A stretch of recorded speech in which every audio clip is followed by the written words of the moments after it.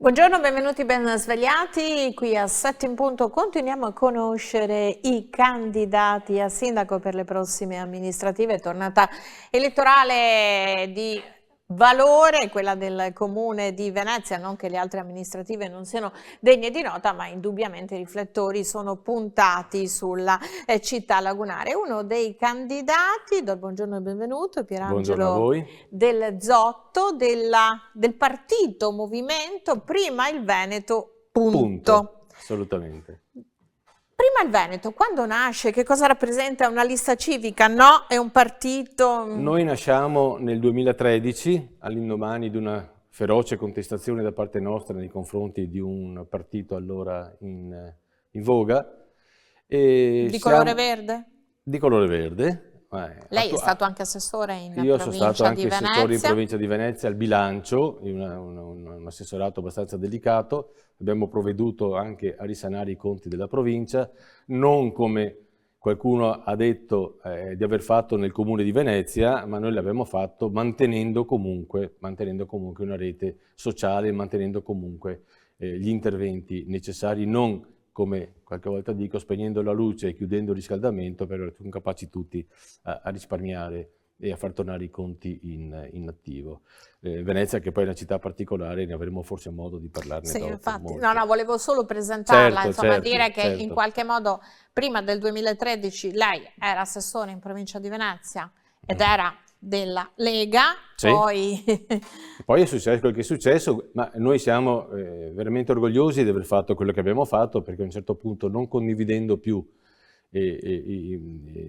come dire, gli ideali di chi aveva fondato la Lega, perché ricordo che io sono entrato in Lega con i valori rivoluzionari della Lega dell'epoca, perché c'è un movimento che si è presentato così, che stava stravolgendo il territorio, il tessuto della nazione Italia, e quindi in quel momento c'è stato un fascino, un affascinamento di questo movimento che poi per strada, purtroppo, come spesso accade, è stato fagocitato dagli opportunisti. Si diceva, no, prima il Veneto, punto, un movimento che comunque si è già presentato nel corso degli anni ad alcune tornate amministrative ed ora è sceso in campo per Venezia e lei è il candidato sindaco. Sì. Qual è il suo programma? Quali sono gli obiettivi della vostra lista? Allora, gli obiettivi sono abbastanza facili da spiegare. La buona amministrazione della città di Venezia, che è una città molto particolare, molto abusata, è una città che va salvata, ma non con i soliti slogan che sento in giro. Va riportata alle origini in qualche maniera, cioè quando Venezia era abitata dai veneziani, quando io ero piccolo e giocavo in calle con gli amici. Che cosa bisogna fare? Adesso inizio subito, si parla di Venezia, centro storico, overtourism, contributo d'accesso.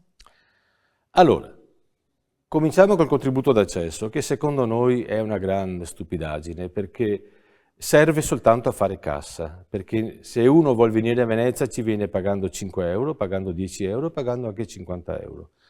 Al di là dello spettacolo triste di vedere queste persone col giubbotto arancione che corrono dietro ai turisti chiedendo se hanno pagato il contributo, che sono scene veramente umilianti, serve il contributo solo a far cassa. Serve solo a far cassa. La vostra proposta? Visto che lei parla di Venezia, che deve tornare ai veneziani? La nostra proposta è togliere il contributo di accesso, eventualmente creare una card omnicomprensiva dei servizi, ma soprattutto... un po' come la proposta del candidato di centrosinistra Martella, se non sbaglio. Sì, ma voglio dire, a Venezia i competitori sono 8, quindi sicuramente ci sono dei punti che si sovrappongono, perché abbiamo tutti a cuore la città e quindi magari qualcuno lo fa così per acchiappare qualche voto in più, qualcuno lo fa invece perché ama la sua città come noi. La realtà è che l'altro giorno avevo un appuntamento un'ora dopo, ho detto cosa faccio? Faccio un po' di volantinaggio. Sono partito dalla stazione per andare al Ponte di Tre Archi, per chi conosce Venezia, sono riuscito a mettere in buca soltanto 10 volantini, perché locazione turistica, locazione turistica, locazione turistica. Allora, dove sta l'errore? L'errore sta nell'aver concesso troppa locazione turistica, l'errore sta nei veneziani, che hanno sicuramente, se esiste una locazione turistica, esiste... Anche perché è una legge nazionale, no? O Sì. ci può essere un regolamento comunale che in qualche modo... Qua devo fare una critica a qualcuno con le linzolate di Bersani, no? Perché è buona l'idea di togliere tutte le croste, le incrostazioni, i privilegi. Si è semplicemente dimenticato dei centri storici. Quel problema è nostro, il problema è di Firenze, il problema è di Roma, il problema è di Barcellona. Liberalizzazione regolamentata andava. Sì, liberalizzazione che si è dimostrata selvaggia, indubbiamente. Quindi bisogna fare un passo indietro. Sì, il turismo. Beh, consideri che a Venezia vivono 44.000 abitanti e ci sono 52.000 posti letto. Posti letto, poi ci sono gli amici degli amici, gli abusivi, questi, quelli, quell'altri. Ma in realtà i posti letto alberghieri sono più tanti, sono maggiori che non gli abitanti. Quindi lei avrebbe in mente un provvedimento comunale in qualche modo che possa regolamentare, e si può fare un regolamento comunale di limiti, perché Allora, si possono evitare nuove locazioni turistiche, ma non credo che si possano chiudere quelle esistenti. no, intanto regolamentare quello che purtroppo è scappato fuori, ma secondo me l'azione va fatta sulla moral suasion, no? Sulla persuasione morale. Faccio un esempio. In riva degli Schiavoni, cioè l'approdo, la mattina arrivano alle 9 di mattina, 9:30, 10, arrivano barconi da Cavallino, Jesolo e Chioggia. Scaricano Turisti. centinaia escursionisti, perché i turisti dormono e mangiano. Okay. Gli escursionisti sono quelli che lasciano la bottiglia di plastica, portata da casa perché costa meno, la lasciano là. E poi le spiegherò chi paga la Tari della bottiglietta lasciata là. Questi, ho scoperto che alle 3 di pomeriggio la barca rientra e scarica altri centinaia e porta indietro quelli che sono... Ecco, quindi allora mi chiedo, dalle 10 di mattina a mezzogiorno, uno, perché è venuto a Venezia? A fare cosa? Beh, insomma, c'è anche il diritto che uno possa fare, Sì, ho cioè non è che capito. possiamo rendere Certo. Venezia solo accessibile No, a chi disponibilità. certo. Ma io non posso portare, l'altro giorno ero in stazione di Mestre. Cioè regolamentare i flussi. Sicuramente, ma regolamentarli nella quantità, non con l'inganno del contributo di accesso, perché, ripeto, serve solo a far cassa. E poi quello che mi dà più fastidio è quando dicono sì, ma con quei soldi ovviamo ai danni fatti dal turismo. Allora, se noi evitiamo i danni, evitiamo anche il bisogno di avere i contributi. Si dice anche che con quei soldi si creano servizi per i veneziani. No. No. Me ne dica uno e le do ragione. Ma una riduzione sul prezzo della tassa dei rifiuti? No, la tassa dei rifiuti va coperta al 100% dalla popolazione del comune. Quindi la signora Maria, che ha 85 anni, che vive in una casa di 140, vedova, che vive in una casa di 140 metri quadri, deve con la sua Tari coprire lo sporco che ha fatto l'escursionista che è venuto da dove è venuto con la bottiglia di plastica o con la coppetta di gelato di carta e il cucchiaino di plastica. Entriamo nel merito proprio delle sue iniziative, Sì. perché adesso partirò a raffica su dei temi per darle modo anche di dire. Quindi una carta dei servizi, Per esempio. anche per gli escursionisti. Sì. Multe magari per chi non si riporta i propri rifiuti a casa, possibile? Per esempio. E poi invece per la realizzazione di questa moschea? Io vedo che non è un problema, le dico subito che non è un problema. Perché? Perché l'articolo 8 della Costituzione dice che tutte le confessioni religiose sono libere, sono uguali e libere davanti alla legge e hanno diritto di organizzarsi secondo i loro... purché questo non contrasti con l'ordinamento nostro. Bene. Anche i principi. Certo, ma stabilisce soprattutto l'articolo 8 della Costituzione che i loro rapporti con lo Stato sono regolati sulla base di intese con le relative rappresentanze. Questo è molto importante. Qual è il problema? Che queste intese non sono mai state raggiunte. Non c'è l'interlocutore, cioè loro non ci sono i patti lateranensi. quelli che ha fatto Craxi ultimamente, no? Allora dice io con, che ne so, con la Chiesa ortodossa parlo col Pope. Col Papa, parlo col Papa, loro non hanno un interlocutore verticistico, per cui non si può fare il patto in base al quale loro avrebbero i diritti, come quando uno fa il 5 per 1000, Certo. decide protestanti, Certo, evangelici, quello che vuole, giusto? Bene. Allora, le confessioni interessate si devono rivolgere quindi tramite istanza al primo ministro, sentito preventivamente il ministro degli interni, direzione affari di culto. Ma questo non si può fare perché non hanno l'interlocutore, cioè non hanno colui che possa dire ok, io sono il capo verticistico della religione mia, dialogo io con il ministro. E mi assumo anche la responsabilità. Esatto. Allora, qual è poi? Poi c'è chi dialoga sulla pancia, con la pancia della gente, no? Allora, tanto per non far nomi, c'è chi ha fatto di questo problema qua il fulcro della sua campagna elettorale, sbagliando, perché è fuori tema. Perché è fuori tema. Voi avete cittadini immigrati in lista? No. Ci è stato proposto, ma non l'abbiamo prescelta, ma non ne avevamo... Allora, noi abbiamo... Perché si sta facendo anche una strumentalizzazione anche un po' su questo. Noi non volevamo proprio questo, no? Perché allora... Perché poi da ambo le parti... È il partito Fratelli d'Italia, ecco, tanto per capire. Comprinse, no? Comprinse. E poi, che tra l'altro è uno dei più grandi fautori della realizzazione della moschea. Ma allora qual è il problema? Che adesso, allora, non si può fare la moschea sulla base di questi patti lateranensi, per capirci, no? Para-lateranensi, perché non si può, non si può. Allora cosa fanno? Aprono tutti un centro di culturale. E così il problema da Roma viene scaricato su tutti i comuni che si trovano nel centro culturale e non sanno come gestirlo perché è un problema che non è gestibile da un comune. E lei che tipo di proposta porrebbe in questo senso? Beh, niente, perché deve essere una legge dello Stato. È un problema tecnico, non è un problema politico, non è un problema amministrativo, è un problema tecnico. Ditemi chi è il vostro interlocutore e parliamone. Senta, sicurezza, via Piave, degrado, anche se sono aumentati gli agenti di polizia locale, sono armati. Io una volta dissi... Anche a Venezia Centro Storico sono un po' aumentati le problematiche, ci sono accoltellamenti, ci sono... Allora io dissi una volta a un sindaco molto importante con la barba, e dissi in campagna elettorale... Filosofo di mestiere, dissi, ma anche papà ho capito, se ho capito bene. Questo non lo so, ma questi sono affari privati. Giustamente, no, ma cioè, quando nasce un bambino siamo tutti contenti. E, gli ho detto, ma potrebbe usare qualche volta il passato prossimo anziché il futuro? Perché io leggo faremo.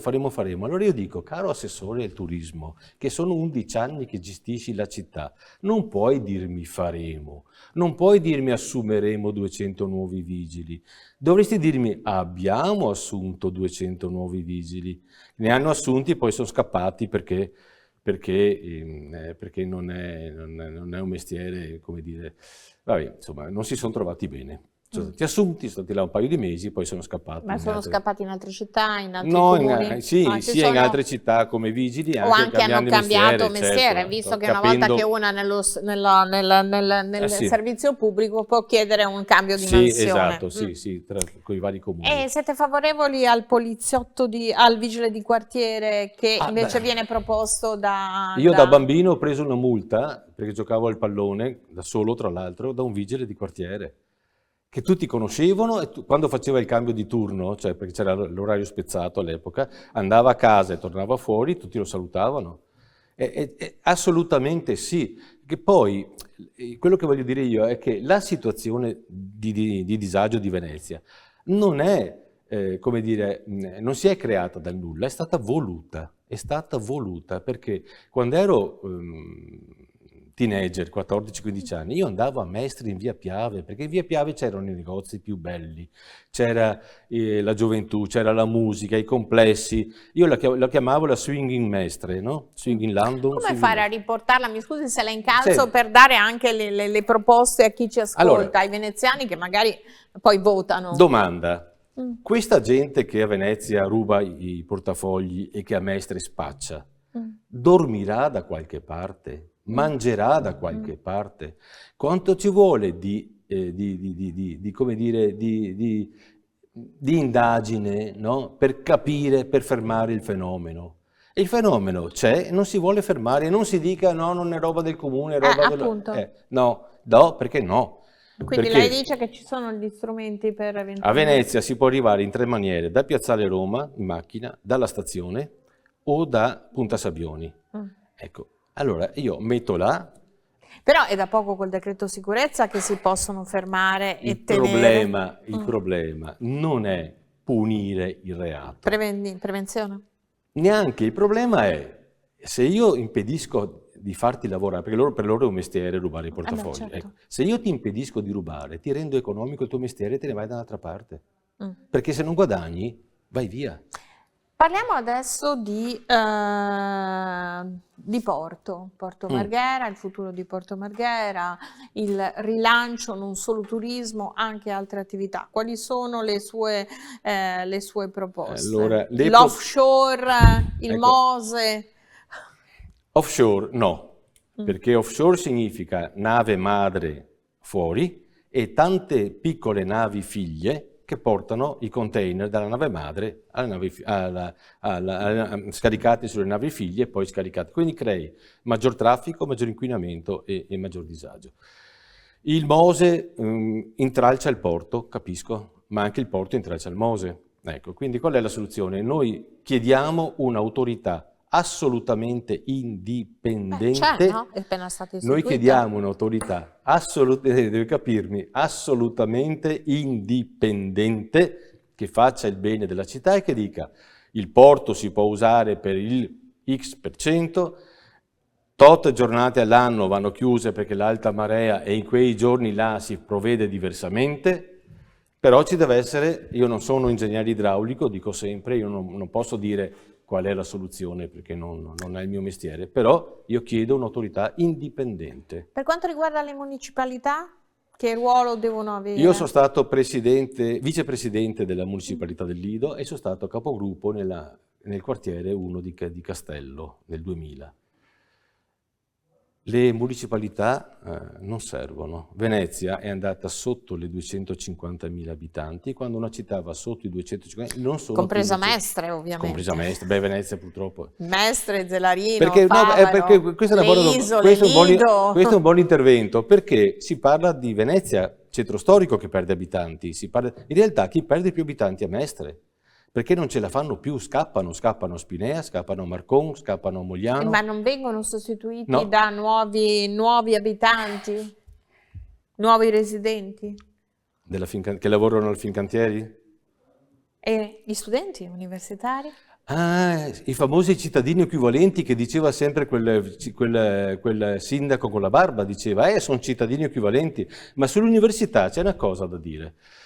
Io faccio sempre un paragone col muro di Berlino. Il muro di Berlino è nato non per motivi politici, è nato perché la Germania Est formava piloti d'aereo e formava medici e ingegneri.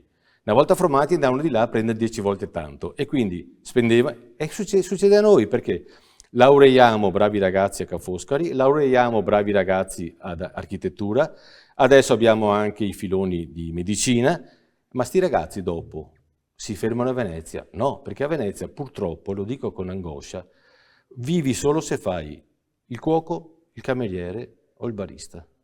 Ecco, sotto questo profilo parliamo di servizi. Lei prima faceva un riferimento neanche tanto velato riconoscendo che in questi ultimi 11 anni, insomma, il bilancio dell'amministrazione comunale sia stato risanato, ma a fronte di una... Dicono che sia stato risanato. A fronte però effettivamente di tagli.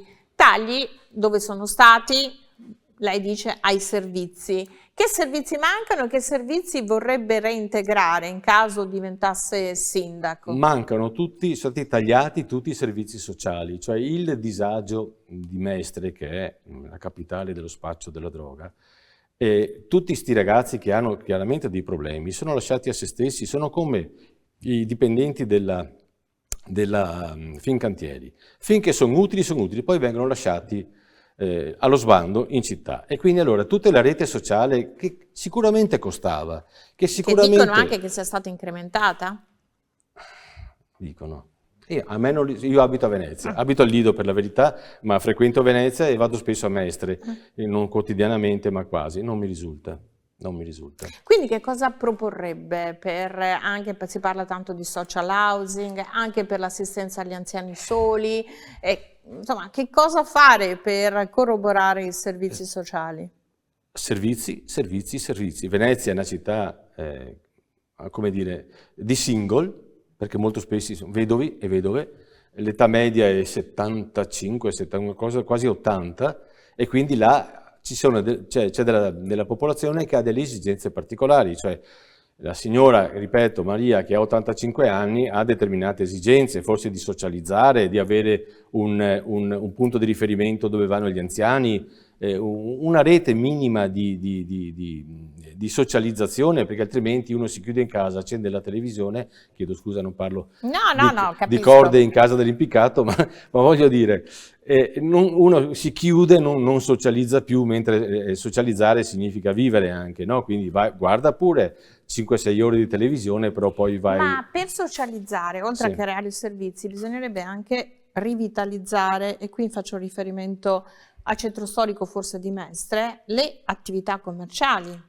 Come fare? Perché poi anche qui dipende dagli affitti che sono esagerati, sia in città, però magari Venezia trova la grande multinazionali, le grandi catene. Ha mai provato a comprare qualche cosa di minuto? Non si trova mica a Venezia. Ecco, allora come fare invece per ripopolare il centro storico e rivitalizzare anche Mestre? Sa di chi è la colpa di questo? Dei cittadini che vanno al centro, al centro commerciale per risparmiare 10 centesimi sul barattolo di marmellata. Non si possono cambiare le abitudini. Certo, Cosa si può fare però, per far cambiare le abitudini? Perfetto. Allora, primo, non concedere più permessi ai centri commerciali. Stop. Okay, secondo, calmierare magari i prezzi. Torno alla moral suasion. Devi far capire alla gente, sì, risparmi 10 centesimi, ma ti stai bruciando il terreno sotto casa tua.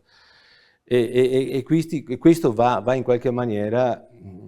però quando non si arriva a fine mese c'è poco da fare, uno cerca ovviamente di risparmiare il più possibile. Non è possibile riportare delle attività che non siano attività speculative, abbassando gli affitti o cercando di trovare una soluzione perché gli affitti siano sostenibili? Le do una soluzione, una consulenza gratuita. Beh, io... No, nel senso, qualcuno che ci ascolta. È lei che si è candidato sindaco. Certo, allora, vedo negozi sfitti. Uno dice, il negozio è sfitto. Ma è sfitto perché vogliono troppo di affitto, giusto? Questo è il gioco dell'oca, no? Sì. Ecco. Bene, lo tieni sfitto? L'IMU dall'1,1% te lo porto al 5%. Se tu lo affitti... Ma il comune può fare una cosa certo del genere? Certo che può farlo, assolutamente sì. E nel suo programma c'è questa ipotesi? Io parlo... Certo. Adesso mancano 4 minuti alla fine del... Sì. Mi fa un elenco di iniziative che lei ha proprio un vademecum realizzativo, in modo da far capire quali sono anche le priorità, no? Allora, una cosa molto, molto banale ma molto significativa. Un vademecum, 10 punti, a uso dei turisti. Tu devi sapere che in calle larga 2 metri non puoi camminare in 2.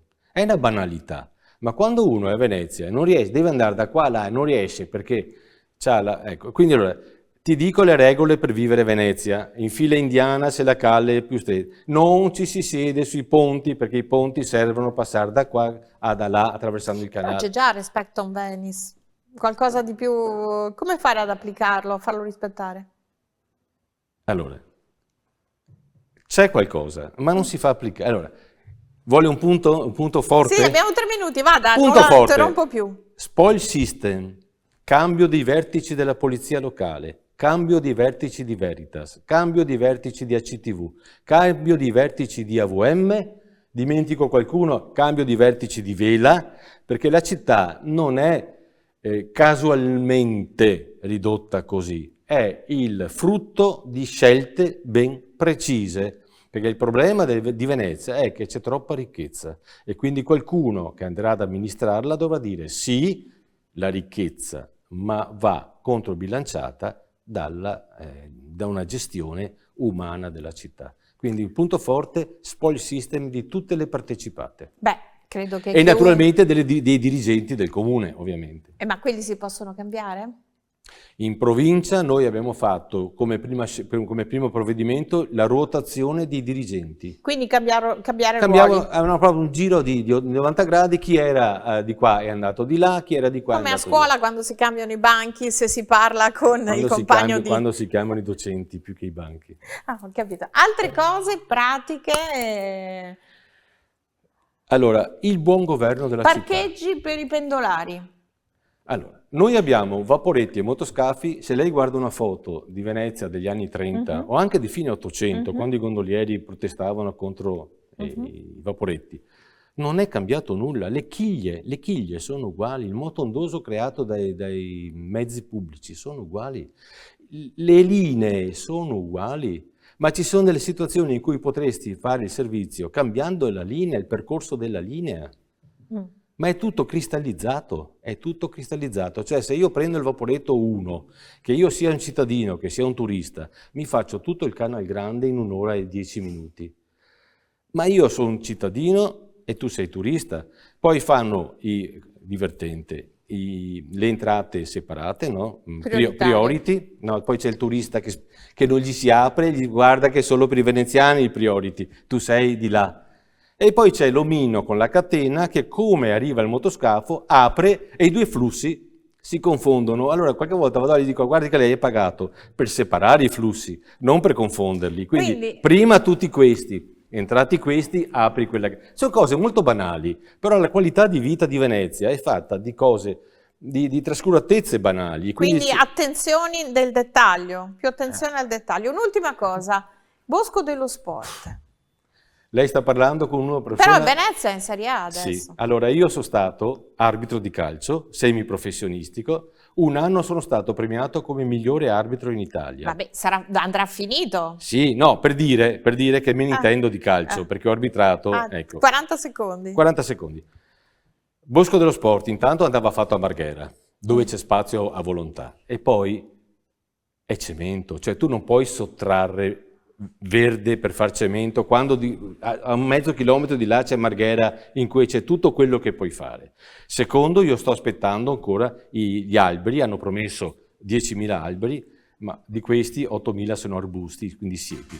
Un'ultimissima cosa, in caso di ballottaggio, qualora Pierangelo Del Zotto non ce la facessi. No, ecco, in caso di ballottaggio con chi? Noi abbiamo un punto fisso. Noi assolutamente non appoggeremmo la lista di Venturini, perché Venturini è l'espressione di Brugnaro e Brugnaro, dal mio punto di vista, dal nostro punto di vista, ne ha fatte troppe ai danni dei cittadini. Nostro punto di vista, per certo. Io ringrazio Pierangelo Del Zotto, non abbiamo più tempo a disposizione, candidato sindaco di Venezia con la lista partito prima il Veneto, punto. Quanti candidati ci sono in lista? Noi abbiamo 36 candidati, vuole uno scoop?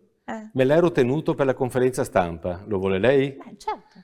Quote rosa, minimo ci vogliono 12 di un genere, di un sesso, e 24 dell'altro. Subito si è detto che i 12 sono donne, quote rosa, invece potrebbe essere il contrario. Noi ne abbiamo 18 e 18. Mi sembra questa, perché effettivamente quote rosa e quote azzurre è una cosa che non è... Poi dare per scontato che chi è debole è rosa, no? Quando potrebbero essere 24 donne... Dovrebbe essere la meritocrazia. Noi ne abbiamo 18 e 18. Bene, con questa lista paritaria io ringrazio Pierangelo Del Zotto, ringrazio voi per averci seguito anche questa mattina. Arrivederci.